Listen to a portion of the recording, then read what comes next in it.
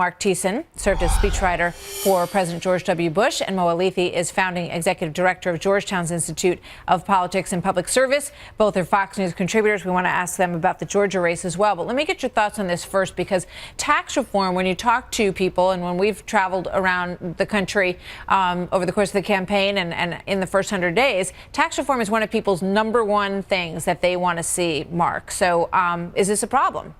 It is a problem, and I'm not surprised that they're backing off of that August date. They've got a trifecta of problems, which is a lack of momentum, a lack of revenue, and a lack of unity. So momentum, when they fail to pass Obamacare, politics is a sport of momentum, right? And so when that was a big momentum killer when they failed to pass Obamacare repeal. At the same time, it's a lack of revenues. There was $1 trillion in Obamacare taxes that were supposed to be repealed as part of the Obamacare repeal that now we don't get to use for tax reform. You have to fund tax reform. If you want to cut the corporate rate, as Paul Ryan wants to do, from 35 to 20%, you got to come up with money. That's $1 trillion off the table. The border adjustment, which is another way he wants to pay for it, that's a way to get foreign trading partners to produce revenues for us that subsidizes our tax reform. It has no support in the Senate. So if you lose those two things, you don't have the revenue. And then lack of unity. The White House, the House, and the Senate are all on completely different pages as to what they want to do. If they can't come together, you only need Republican votes to pass tax reform. But if all three branches that have Republicans in charge can't agree, you're not going to get anything. This is making Mo very unhappy. He doesn't like this picture at all. Do you, Mo?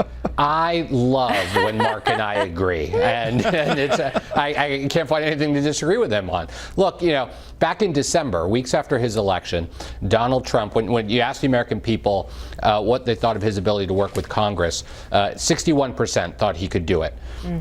Today, that same question and the same poll is at 46%, and we're seeing why. Mark's right. Republicans have total control of government. They can pass Obamacare repeal. They can pass tax reform.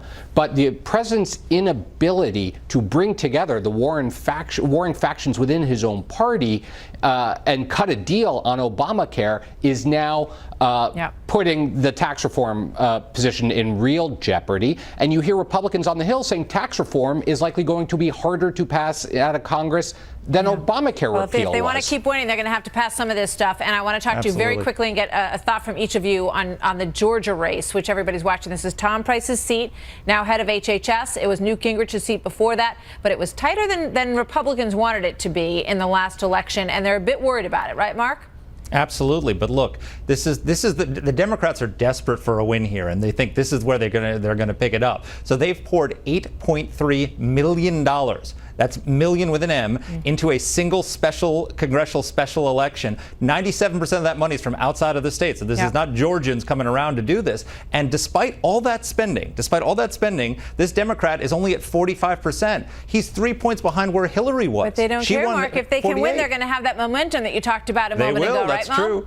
Speaking of momentum, Mo? No, I think that's right. I think if Democrats can pull this off, and look, it's a tough district, right? I mean, Tom Price has won this district by double digits for years, but Donald Trump only won it by a point. And when you couple the momentum and the energy you're seeing in Georgia with the surprisingly close election in Kansas, in that special election last week, there's something going on out there. Now, Democrats eventually have to translate some of this momentum into a win, but there's some sort of grassroots energy out there right now that Democrats are right to try to harness in all these special elections leading up to 2018. Thank you very much, you guys. We'll be watching. Thanks, Martha. Good to see you tonight. Thanks. So still